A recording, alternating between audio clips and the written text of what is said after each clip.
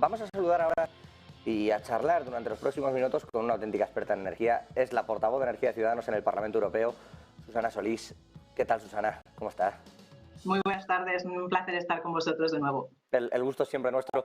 Se está hablando muchísimo, si me permite, por ir justo al tema de actualidad, de que este precio de la exención ibérica y del precio alternativo que plantea Europa para que también sea barato y que es una doble vía, porque allí lo dejaría como a 100 euros el megavatio, mientras que nosotros lo pagamos, si no me equivoco, en el entorno de los 48,8. Hablamos de un precio del gas como sustituto a la energía, y eso es la exención ibérica, lo digo para que todo el mundo esté ubicado. Se está hablando mucho de que existe un problema con que el precio tan barato pueda ser vendido a terceros países. Le hago la doble pregunta de forma directa. ¿Esto es un riesgo real? Y dos, ¿por qué no lo hacemos nosotros? Bueno, en primer lugar, siempre deciros que Europa y la Comisión Europea siempre ha descartado la excepción ibérica tal y como la hemos propuesto en España, es decir, gas para generar, poner un tope al gas para generar electricidad está fuera de las opciones que tenemos en Europa y de hecho está descartado por la Comisión porque lo que ha hecho es aumentar el consumo de gas y en España bueno, pues hemos consumido más gas ruso que nunca. La Comisión está preparando otro tipo de propuestas. En primer lugar, en el corto plazo, porque tenemos que pasar el invierno y es cierto que ahora tenemos un exceso de oferta de gas, pero el problema es que nuestros almacenamientos están llenos con un gas que hemos comprado muy caro y que ahora lo estamos pagando en nuestra factura. Por eso desde Europa tenemos en primer lugar que buscar soluciones en el corto plazo para aliviar los problemas que están teniendo ahora las empresas y sobre todo las familias. Y además os anuncio ya que la Comisión, estamos hablando esta mañana con ellos, ha aprobado unas ayudas para unos cheques energéticos para ayudar a las familias y a las empresas, a las pymes, usando los remanentes de los fondos que España no ha gastado en el año 2014-2020. Yo creo que esto es algo que no tenemos que conocer. Hemos propuesto que lo que no se ha gastado en el 14-2020 lo utilicemos para ayudar a las familias y a las pymes que más lo necesitan a pagar ese factura de la luz. Y luego tenemos que buscar alternativas en el medio y en el largo plazo, ¿no? En el medio y largo plazo pues se está hablando primero de utilizar esa tasa de solidaridad de las compañías que utilizan gas para ayudar también a los consumidores finales. Se está hablando de topar los beneficios a las tecnologías inframarginales y eso es lo que hasta ahora se ha hablado, ¿no? Cómo hacemos los siguientes pasos todavía están dependiendo de la cumbre que se produzca en noviembre con los ministros de Energía. Y también se ha hablado de aumentar las interconexiones de gas, que también es una muy buena noticia para España.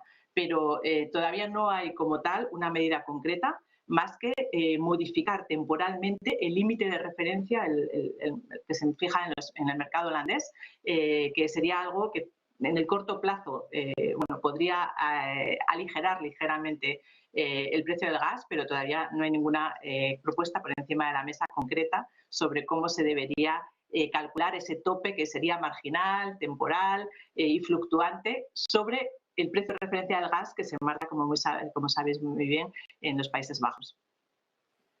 Efectivamente. Bueno, por ir matizando, porque ha dicho usted muchas cosas, Susana. Primero, le acepto el evite y el palo al gobierno. Lo que España no gasta. Y dice usted, hemos aprobado unos cheques para las familias. ¿En qué consisten esos cheques? Bueno, hemos tenido hoy la primera reunión con la Comisión, porque esto es una propuesta además que yo llevo haciéndole mucho tiempo a la Comisión Europea y en España tenemos un problema claro, bueno, en España y en toda Europa. No hemos sido capaces de gastar los fondos del año 2014-2020. En España tenemos 4.000 millones de fondos sin gastar, que se nos solapan con los famosos planes de recuperación y con los fondos del 21-27, y mi propuesta a la Comisión Europea, y así lo he planteado también mediante enmiendas en el Parlamento, es que se utilicen esos fondos para ayudar a las familias, a las pymes más vulnerables. Si recordáis lo que hicimos durante el COVID, ¿no? Que hubo esas ayudas a las empresas. Hoy la Comisión... ¿Quién las va a dar? Perdóneme. Pues se harían con los remanentes, o sea, con el dinero que ahora mismo está... Pero le digo quién, porque me dice usted que España no se lo gasta, que yo le compro esta teoría, efectivamente, pero muchas de esas cuestiones son por inejecuciones, es decir, de repente le llegan al Estado, el Estado no lo va a ejecutar, se lo da a la comunidad, con perdón de la expresión, se quita el marrón y se lo pasa a los ayuntamientos, y los ayuntamientos dicen, por plazos y por transparencia, no me da tiempo a gastarme este dinero, así que de vuelta. Entonces, por eso le pregunto, ¿quién va a dar estas ayudas?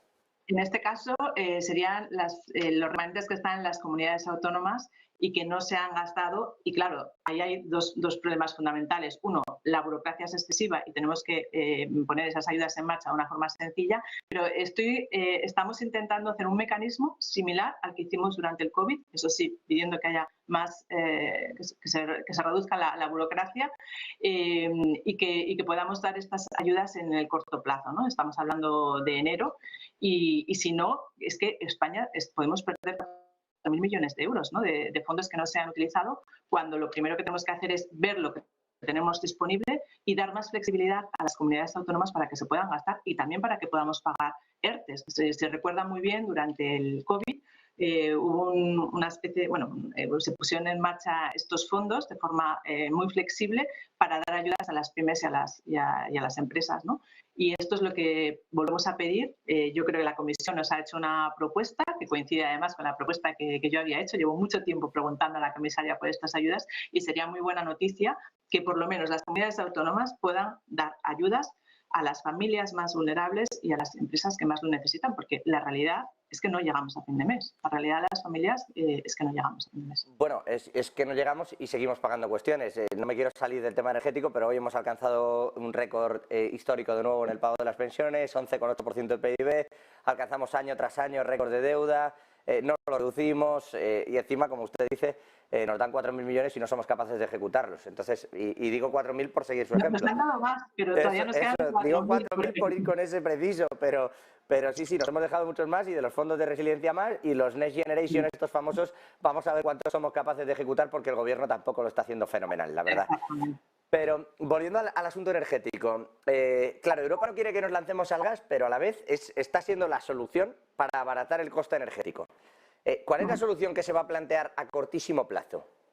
Porque a largo plazo parece claro que se apuesta por el hidrógeno verde, pero a corto plazo... A largo plazo, pero muy a largo plazo. Yo creo que como el problema que tenemos actualmente es llenar nuestros almacenes el próximo invierno sin contar con el gas ruso. Y por lo tanto, la forma más rápida es diversificar proveedores, que eso es lo que se está haciendo, ¿no? Pues tenemos proveedores en todo el mundo.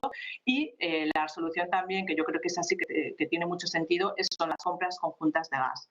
Igual que hicimos con las compras conjuntas de las vacunas, ¿no? Pues si Europa reúne toda su masa crítica para comprar gas, evidentemente podremos comprarlo más barato y es una de las medidas ¿Hay acuerdo total ya en este asunto?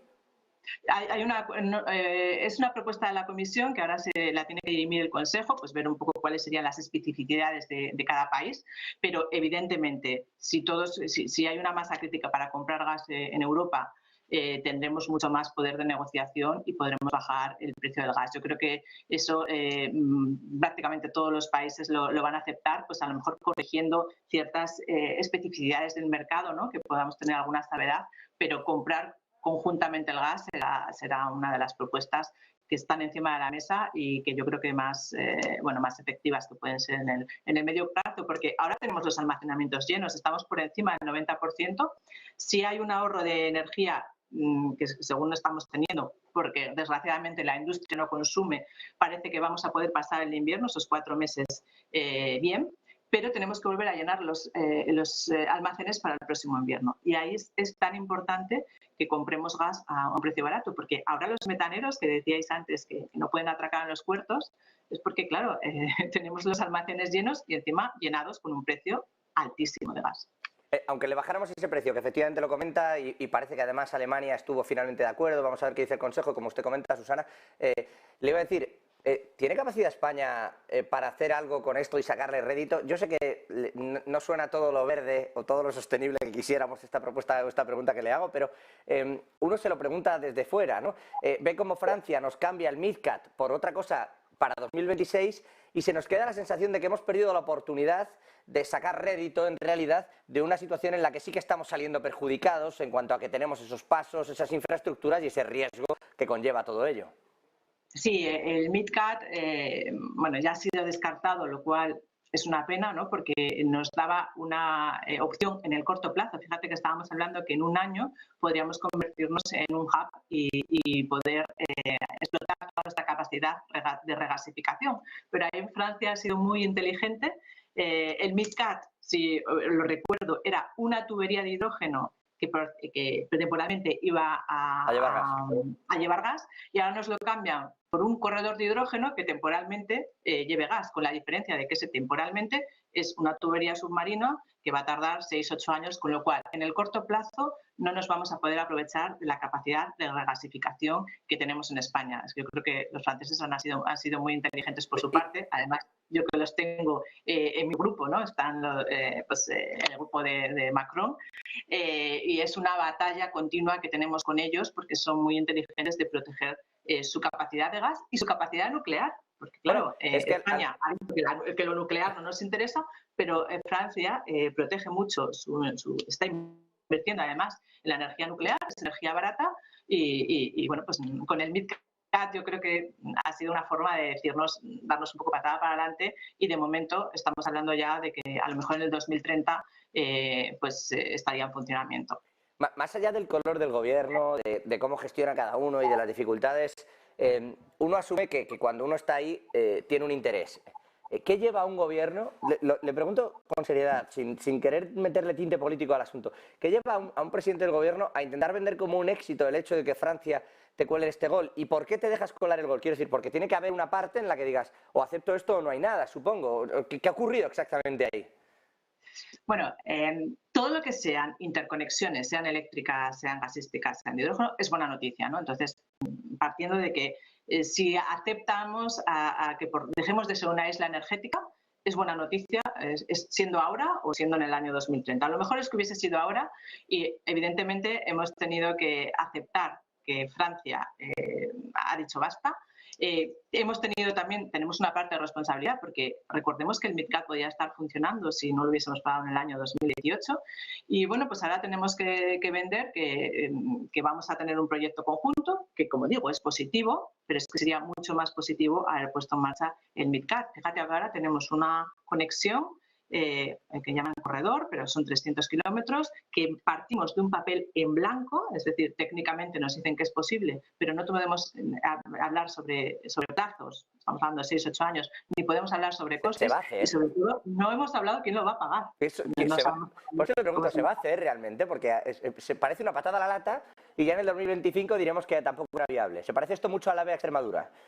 Ojalá no sea para una patada para adelante. Yo creo que por el bien de España, ¿no? Y aquí tenemos que ponernos en manos como españoles, nos interesa que esto se haga, ¿no? Nos interesa que no nos vuelvan a dar largas y nos interesa que no haya ni un solo retraso en esto, ¿no? Veremos lo que dicen en diciembre. En diciembre se reúnen en Alicante, hay esa cumbre bilateral entre Francia, Portugal y España, y espero que de ahí salgan más que con un papel en blanco, que es lo que tenemos hasta ahora, salgan con plazos y salgan con compromisos, porque claro, que no aparezcan problemas medioambientales de nuevo y que sepamos que el hidrógeno sí es un vector de energía, pero que el hidrógeno solo es factible cuando no sea posible la electrificación. Es decir, estamos hablando de muy a largo plazo, ¿no? Y además tenemos que tener muy claro quién va a pagar estos costes, porque tampoco se ha decidido y estos costes ya no son los del MidCat, son muchísimo más altos y quedan muchas incertidumbres.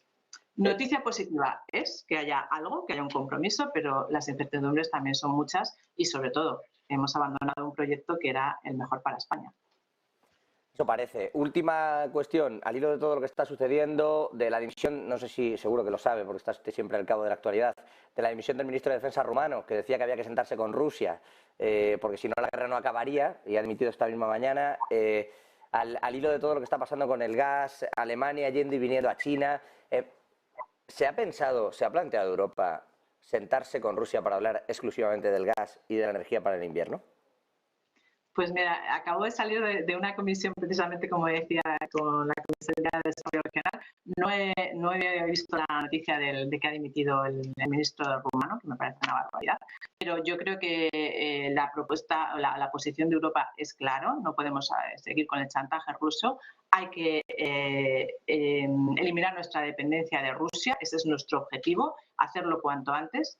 Y desde luego que para nada se está hablando al revés, ¿no? Tenemos que mantenernos unidos y por eso es tan importante, yo creo que eso sí que lo hablamos muchas veces con la Comisión, de que sea una respuesta unida de toda Europa, que no flaqueemos ni un minuto y no se pueden, pues, no me extraña que ese ministro haya dimitido, porque no podemos permitir que haya ninguna flaqueza por nuestra parte respecto a nuestra posición de Putin. Yo creo que eso es clarísimo y de ahí que no podamos permitir posiciones, como que algún país empiece a tomar decisiones unilaterales. Jamás. Yo creo que si de algo hemos aprendido durante el COVID, pero si algo tenemos claro en esta crisis energética y en esta guerra de Ucrania, es que Europa tiene que estar unida y no volver a caer en el chantaje ruso, porque tenemos en cuenta, hemos llegado aquí precisamente por unas malas amistades de Alemania con Putin, que ya lo conocíamos, ¿no? Entonces no se puede volver a repetir. Yo estoy segura de que no vamos a ir por ese camino. Y dos valoraciones. Rishi Sunak, nuevo primer ministro del Reino Unido, Giorgia Meloni, y quizás esta nos atañe más porque sigue en la Unión Europea, será también la lideresa de Italia. Dice que quiere cumplir los próximos 5 años. ¿Qué le parecen ambos mandatarios? Yo creo que he escuchado muy rápidamente el discurso del primer ministro del Reino Unido. Me ha parecido un buen discurso. Desde luego que el Reino Unido tiene que salir de ese impasse en el que se encuentra. En el caso de Meloni, pues veremos. Nos preocupa mucho y precisamente por eso decía que Europa tiene que dar soluciones ahora a las familias y a las empresas, porque si no somos capaces de decir por qué Europa es útil, pues al final acabaremos votando a los extremos o acabaremos con gobiernos mucho más populistas, ¿no? Entonces, a mí me parece que debemos dar soluciones a los europeos y tener al frente de nuestros Estados miembros gobiernos muy europeístas. Yo creo que ella al final va a tener que ir por más Europa y que va a abandonar esas posiciones también tan radicales que hemos escuchado por su parte. Eso parecía. Hoy ya ha dicho que ella nunca ha simpatizado con el fascismo, que en fin, en su momento ponía ejemplo con los discursos de Mussolini, pero ahora ya no simpatiza con el fascismo. No le queda otra. Ha sido sentarse en el sillón y, bueno, se parece un poco a tanta historia que hemos visto tantas veces. Sí. De repente se le ha cambiado la cara, casi era hasta feminista, Meloni, esta mañana. Susana Solís, desde el Parlamento Europeo, buenísimas tardes y muchísimas gracias. Un placer. Muchas buenas tardes. Gracias.